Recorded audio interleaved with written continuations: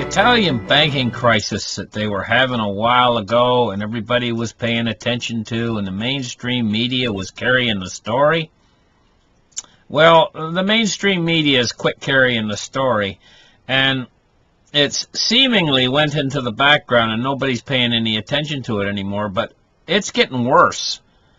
It is actually getting worse. The Italian government is trying to cover it over with gargantuan bank bailouts. And they have accomplished these bank bailouts, and this has basically kicked the can down the road a little bit longer. But this whole thing is a festering situation that they have not really done anything about other than try to buy time. Now, why Italy is different than what happened in Greece is much, much, much, much smaller than Italy. Italy is too big to fail. If Italy fails, the whole European project fails. The whole European Union falls apart, and Europe will go into absolute chaos, and the chaos would spread to America if the whole thing goes down. And so they can't let Italy go. They can't let her go. And this is why they've turned a blind eye to the Italian government bailing out their banking sector.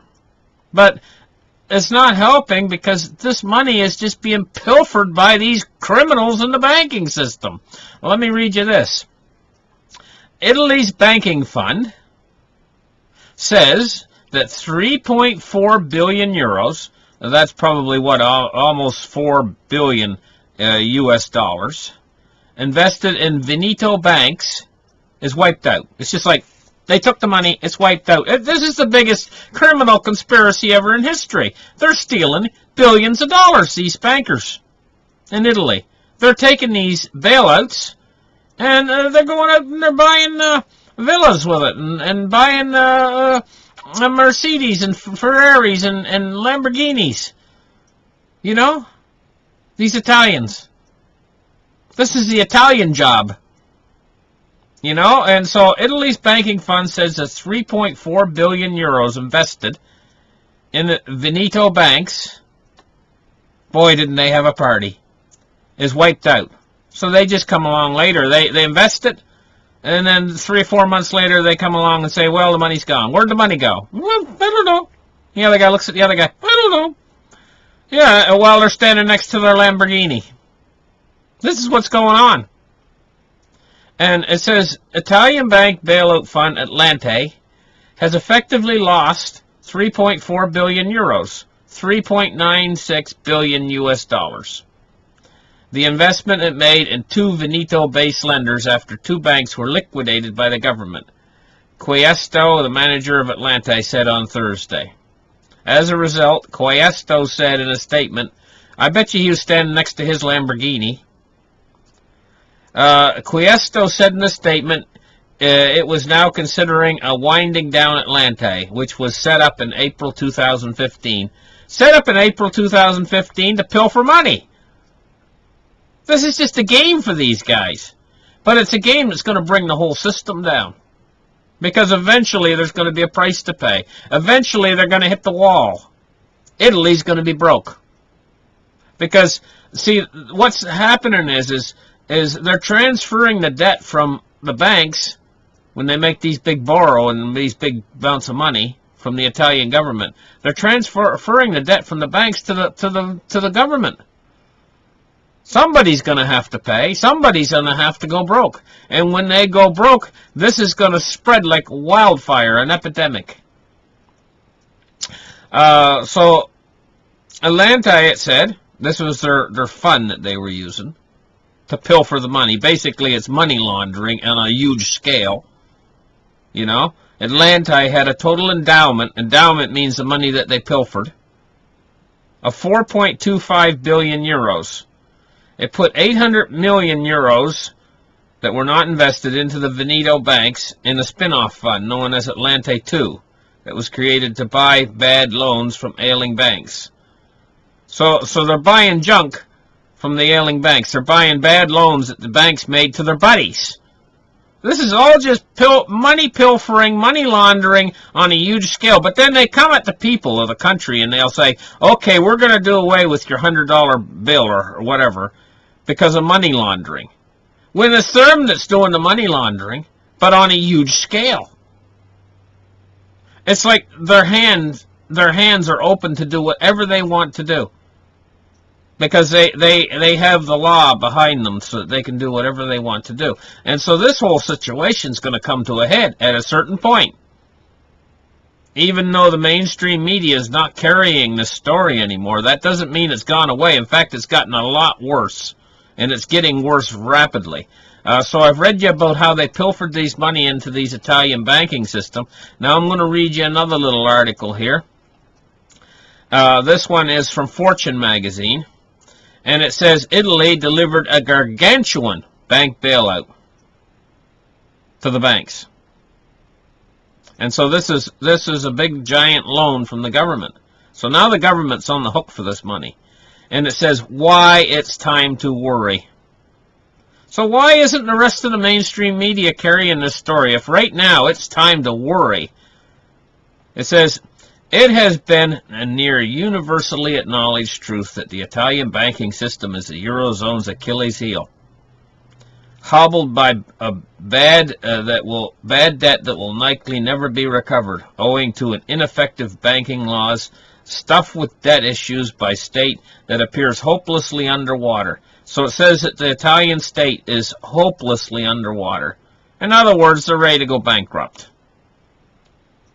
And they're starved of profitable lending opportunities. So in other words, the banking system can't create more money through lending. It says opportunities after its businesses have lost out to Germany and China. Collapse has seemed inevitable for years. So see, it's like I say, they've been putting off the collapse. But eventually they're going to have to pay. Collapse is coming. Italy's going to collapse. And yet the show stumbles on, it says. It says, collapse has seemed inevitable for years, and yet the show stumbles on. In other words, they've been kicking the can, and kicking the can. It says, over the last month, Rome has tidied up 2 failing banks in the Venice region. Well, that's what I just read you about. When I said the Italy fund says 3.4 billion euro investment in Veneto banks wiped out. These are these banks that they've bailed out. And the money's all gone. It says a longer running headache and an even bigger situation is Monte de Paschi di Siena, the world's oldest bank. They're big. They're a bigger bank, even yet. It says the deals will cut large amounts of dead tissue from the sector. They have lifted confidence in what remains in it. But at what cost? Rome has poured 5.4 billion euros, 6.1 billion US dollars into Monte de Paschi, and is on the hook for up to 19 billion more in the Venetian banks. The solution, in other words, what they're doing with these Italian banks, is making a mockery of the new EU regime. Because they said they weren't going to bail out any more banks. But see, why they're allowing them to do this in Italy is, the alternative is the whole European Union crashes to the ground and burns in cinders. That's the alternative to doing this. So by doing this, they're staving and they're buying off a little bit more time. That's what they're doing. So this is the situation that we're in right now. We're looking at Italy being indebted for $2.17 trillion in debt. 133% of GDP. They're in debt. They can't go anywhere but down the toilet, you know. And these banks that they're trying to save are all too big to fail. But it says here, it says Italian banks may no longer be too big to fail, but if Italy itself stands a greater chance of it than ever. In other words, the whole country failing.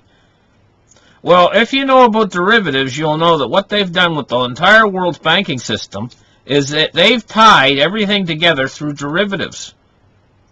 And so if Italy fails, it'll trigger a massive derivative avalanche of derivatives popping off. And these derivatives, because the world now is linked through the internet, these derivatives won't pop off over a matter of months. They'll pop off over a matter of hours. One derivative going down will trigger the next one, which will trigger the next one.